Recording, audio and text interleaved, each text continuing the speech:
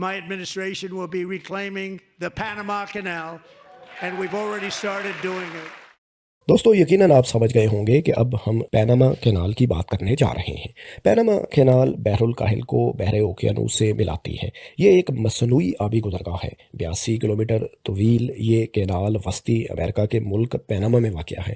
عالمی تجارت میں اس کینال کی اہمیت کا اندازہ اس بات سے لگایا جا سکتا ہے کہ دنیا کی تقریباً 5% بحری تجارت اسی راستے سے گزرتی ہے۔ اگر یہ نہر نہ ہو تو بحری جہازوں کو جنوبی امریکہ کے گرد خطرناک اور طویل چکر کاٹنا پڑے، جو کہ نہ صرف مہنگا ہے بلکہ یہ سفر وقت بھی بہت لیتا ہے۔ پیناما کینال کی تعمیر کی وجہ سے امریکہ کی مشرقی اور مغربی بندرگاہوں کے درمیان فاصلہ ہزاروں کلومیٹر تک کم ہو گیا ہے۔ یہ کینال پیناما کی معیشت میں زرعی مبادلہ کا انتہائی اہم ذریعہ ہے۔ دنیا بھر کی شپنگ کمپنیز اس شارٹ کٹ کو استعمال کرنے کے لیے بھاری فیس ادا کرتی ہیں۔ مالیاتی سال 2025 میں اس کینال سے پیناما کو $5.7 بلین کا ریونیو حاصل ہوا۔ امریکہ اس نہر کا سب سے بڑا یوزر ہے۔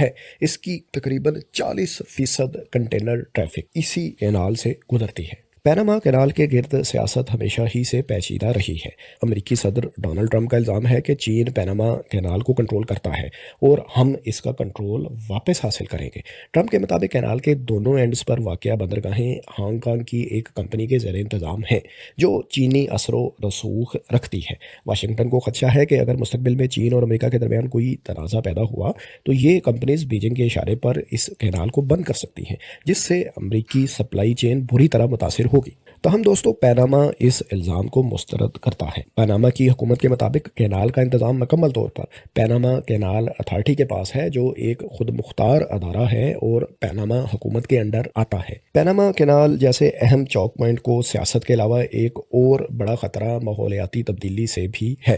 یہ نہر سمندروں کو براہ راست نہیں بلکہ ایک بڑی جھیل اور لاکس کے سسٹم کے ذریعے جوڑتی ہے، جنہیں چلانے کے لیے بڑی مقدار میں پانی درکار ہوتا ہے۔ لیکن حالیہ برسوں میں خشک سالی کے باعث پیناما کینال کی جھیل کو پانی فراہم کرنے والے دریاؤں اور نالوں میں پانی کی سطح خطرناک حد تک کم ہو گئی ہے، جس کی وجہ سے شپس کو یا تو انتظار کرنا پڑتا ہے یا انہیں کم کارگو کے ساتھ گزرنے کی اجازت دی جاتی ہے، جس سے ظاہر ہے شپنگ کی لاگت بڑھ جاتی ہے۔